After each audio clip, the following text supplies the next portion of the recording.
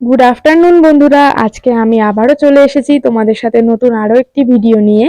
আজকে আমি যাচ্ছি আমাদের চাকদারই একটি প্রাচীন ঐতিহ্যবাহী মন্দিরে। তো চলো যাই, আর যেতে যেতে তোমাদেরও বলে দিই যে চাকদার বাইরে থেকে কেউ আসলে তোমরা কিভাবে আসবে।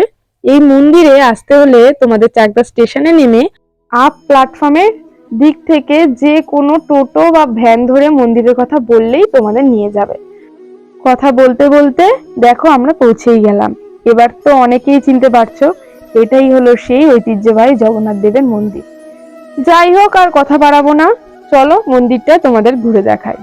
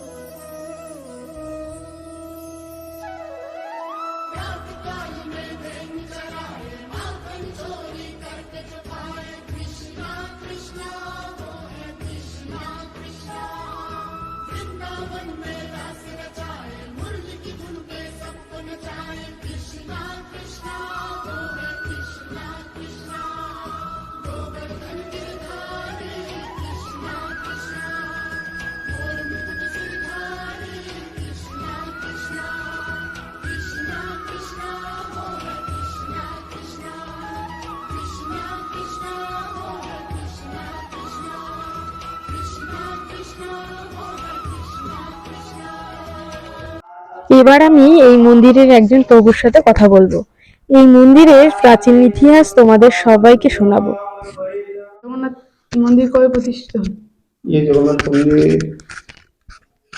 প্রতিষ্ঠিত চৈতন্য মহাপ্রভু আজকে 536 সাল হলো আবির্ভাব হয়েছিল।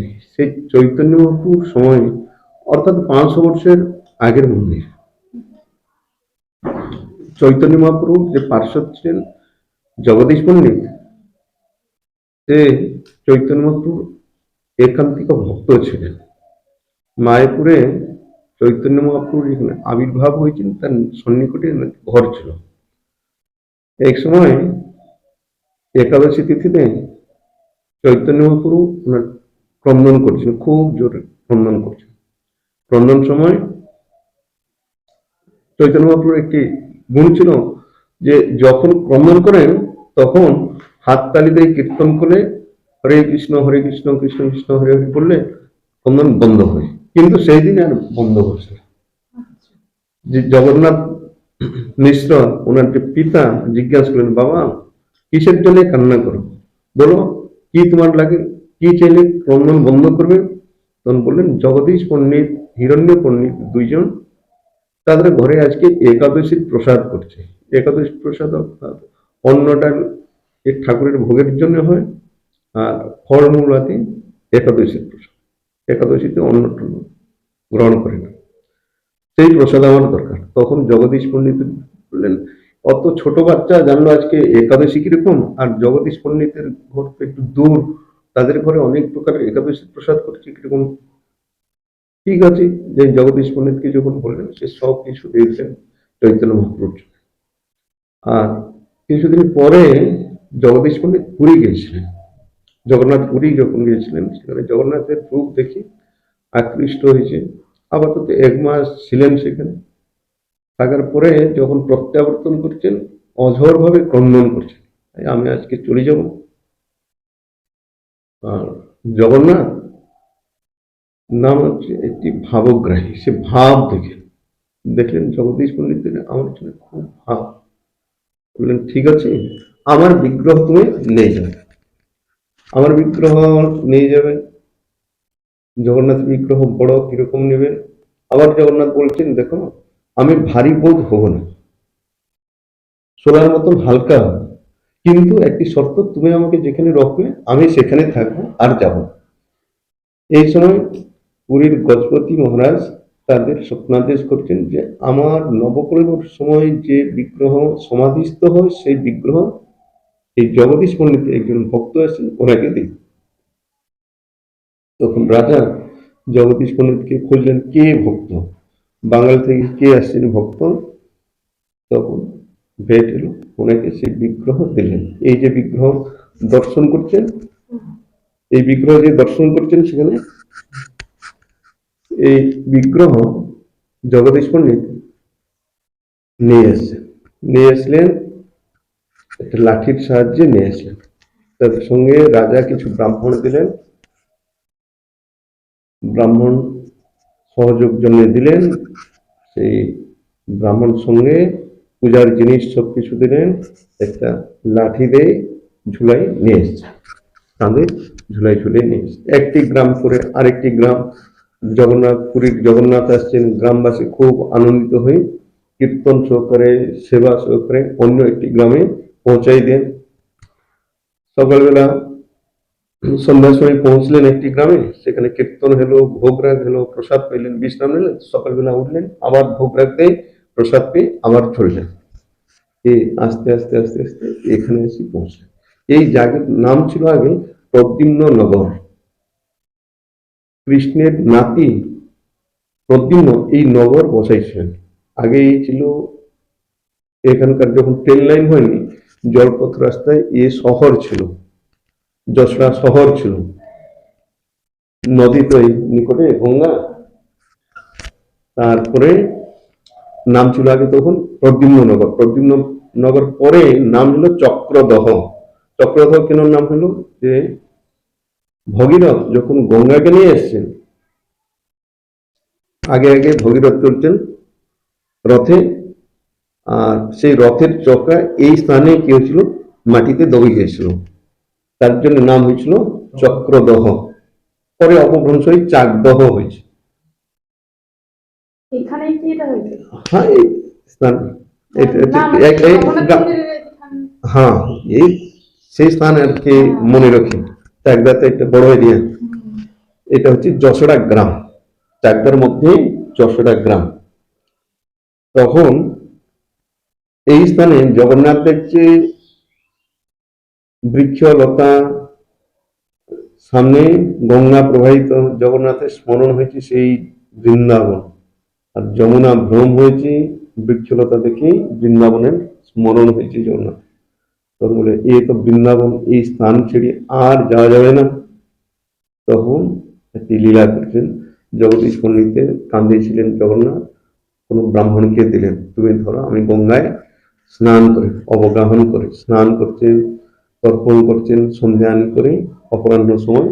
আর এই সময় করছেন কি, যে ব্রাহ্মণকে দিয়েছিলেন ধরতে, ব্রাহ্মণ বলছে জগন্নাথ ভারী হচ্ছেন, পণ্ডিত মশাই আসুন আসুন আসুন, জগন্নাথ ভারী হচ্ছেন, দুইজন ধরছেন তিনজন ধরছেন, আর অত ভারী হলে জগন্নাথ ছিলেন। তারপরে জগদীশ পণ্ডিত আসছেন, স্নান টান করে সব হয়ে গেল। এখন তো সন্ধ্যার সময় হয়ে যাচ্ছে, এখানে থাক, আবার কালকে সকালে। তখন জগন্নাথ তো নিচে বসে গেছেন, কিন্তু আনার পথে সন্ধ্যা এনে জগন্নাথকে একটা গাছ কিংবা উঁচা জায়গায় জগন্নাথকে বেঁধে নিচে রাখেন, নিচে উপরে রখি ঝুলাই রখি, তখন কীর্তন করেন, রান্না করেন, ভোগ লাগায়, প্রসাদ পান। তারপরে লোকে না এখানে আর জগন্নাথ উঠলেন, রাত্রে কীর্তন হলো, ভোগ রাগ রইল, ভোগ রাগ করে তারপরে সকালবেলা যখন যাবেন তখন আর জগন্নাথ উঠছে না। যখন জগন্নাথ উঠছে না তখন অনেক চেষ্টা করলেন, জগন্নাথ আর উঠছে না। তারপরে সকালে জগদীশ পণ্ডিত চিন্তা করছেন এই জগন্নাথের ইচ্ছা, আর কি করা যায়, তবে এখানে আজকে দিনটা যাক। তারপরে কৃষ্ণনগরের রাজা জানলেন যে পুরীর জগন্নাথ চলে আসছেন চাকদহ যশোর। সে আসলেন ব্রাহ্মণ নিয়ে আসি জগন্নাথকে তুলতে চেষ্টা করলেন, জগন্নাথ আর উঠলেন না। আবার হাতি ঘোড়া দিয়ে সে চেষ্টা করলেন তুলতে, তুলল না, বললেন আমার জগন্নাথ চরণ অপরাধ হয়ে গেল, এখন সেবা করতে হবে। সেবা করে মন্দির বানালেন, তারপরে করলেন কি জমি জমা সেবার জন্য দিলেন। এই পরবর্তী সময় জগন্নাথের সেবা এখানে জগদীশ পণ্ডিত করলেন, ওনার ভাই সে আসি পৌঁছলেন, সে করলেন হিরণ্য পণ্ডিত আর মহেশ পণ্ডিত, সে করলেন ওনার পত্নী, সে দুঃখিনী দেবী, সে মধ্যে এখানে থেকে সেবা করছেন। আর এখানে চৈতন্য মহাপ্রভু সে পরবর্তী সময় আসি উপস্থিত হয়েছেন, দর্শন করছেন জগন্নাথকে, আর দুঃখিনী দেবী সেবা করছেন। যখন চলে যাবেন কে চৈতন্য মহাপ্রভু, দুঃখিনী দেবী পথ অবরোধ করছেন, না আপনি যান, আপনি আবার কিছুদিন থাকলেন, আবার বেরিয়েছেন। তখন চৈতন্য মহাপ্রভু দক্ষিণী দেবী বলছেন আমার একটা বিগ্রহ নিও, নিম কাঠের বিগ্রহ, এই বিগ্রহ তুমি সেবা করো, সেবা করলে আমি সেই সেবাটা লাভ। না না, বিগ্রহ থাকবে না, আপনিই থাকুন। তখন সেই বিগ্রহ চলতে লাগলেন, গৌর গোপাল রূপে এখন মন্দিরে সেবা সেই বিগ্রহ। এক সময় কিরকম ভাবে সেবা করেন দক্ষিণী দেবী, একদিন পায়ে ভোগ দিচ্ছেন, দেখছেন দুধ ফুটছে, দুধ বেশি ফুটলে কি হয় না পড়ে যায়, তখন হাত পাশে কিছু নেই, হাত দিয়ে দুধটাকে, হাতা নাই, হাতের হাতার কাজটা হাত দিয়ে করছে। তখন জগদীশ আরে পাগলি কি করো, ঠাকুরের ভোগ লাগবে। ওনার হাতে কিছু মানে সে সেই এই বাহ্য জ্ঞানে নাই, একবার কৃষ্ণের নিজজন হয়ে কীর্তন করতে করতে হাতে হাতে কিছু নাই, ফসকা নাই, কিছু নাই, এরকম তাদের ভাবের সেবা সেই গৌর গোপাল এখন আছে। 1960 বছরে আমাদের শ্রী চৈতন্য গৌরী মঠের প্রতিষ্ঠাতা আচার্য নিত্যলাভ বিষ্ণু আদর্শ শ্রী ভক্তি দ্বৈত মাধব গোস্বামী মহারাজ এই জগন্নাথ মন্দিরের সেবা গ্রহণ করেছেন 1960 মসিহা। এই এখানকার যে কমিটি ছিল, যে মুখ্য ছিলেন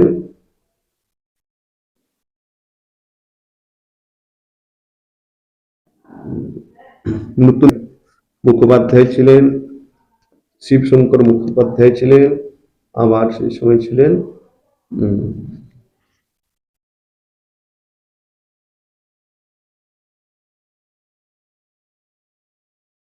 একজন গোসাই ছিলেন, ওনার নাম হচ্ছে বিশ্বনাথ গোস্বামী। বিশ্বনাথ গোস্বামী মুখ্যভাবে সেবা পূজা এই তিনজন পরিচালনা করতেন, এবং গ্রামবাসী সবাই মিলে 1960 মসিহায় আমাদের পরম গুরুদেব ভক্তিদ্বৈত মাধব গোস্বামী মহারাজকে সেবাভার প্রদান। সেই দিন থেকে মন্দির নির্মাণ করি, মন্দিরের উন্নতি, জমি জমার উন্নতি। তখন তো ছিল 500 বিঘা জমি ছিল, কৃষ্ণচন্দ্র রাজা দিয়েছিলেন, সেই জমি সব বিক্রি হয়ে এদিকে ওদিকে ওদিকে সব হয়ে গেছে। ধীরে ধীরে ধীরে ধীরে কিছু পরিবর্তন হচ্ছে। আর এই মঠের একটা স্কুল ছিল ভক্তিদ্বৈত মাধব গোস্বামী মহারাজ জুনিয়র হাই স্কুল। পরবর্তী সময় পরিচালনা কমিটি সেটাকে ঠিকভাবে পরিচালনা করলো, সেটা নষ্ট হয়ে গেছে। এই একটু আগে বাঁ দিকে একটা ভাঙা ঘর আছে। এখন আমাদের চৈতন্য গৌরী মঠের পূর্বতন অধ্যক্ষ আচার্য পূজ্য চুদণ্ডীশ্বর শিষ্য ভক্তিবল্লভ তীর্থ গোস্বামী মহারাজ সে অনেক চেষ্টা করে পরিবর্তন করেছিলেন। তাদের পরে এখন বর্তমান অধ্যক্ষ আচার্য পূজ্য চণ্ডীশ্বর শিষ্য ভক্তি বিচার বিষ্ণু মহারাজ, তাদের আনুগত্যে আমরা কিছু উন্নতির জন্য আমরা চেষ্টা করি। হরে কৃষ্ণ। হরে কৃষ্ণ।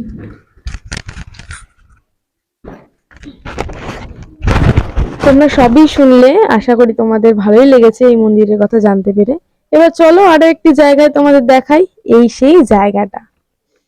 দেখছো এখানে জ্যৈষ্ঠ মাসের পূর্ণিমা তিথিতে প্রতি বছর জগন্নাথ দেবের স্নান যাত্রা উপলক্ষে বহু মানুষের সমাগম হয়। মেলাও চলে টানা 7 দিন ধরে। এই ভিডিওতে যতটুকু পারলাম জানানোর চেষ্টা করলাম, আশা করি তোমাদের ভালোই লেগেছে। আর যারা এখনো মন্দির পরিদর্শন করতে আসোনি তাদের বলবো তোমরা চলে এসো, তোমাদেরও খুবই ভালো লাগবে। তো আজকের নতুন ভিডিওটা এখানেই শেষ করছি, খুব তাড়াতাড়ি অন্যরকম কোনো ভিডিও নিয়ে চলে আসবো। তোমরা অবশ্যই এইভাবে আমার পাশে থেকো আর আমার চ্যানেলটিকে সাবস্ক্রাইব করতে ভুলো না।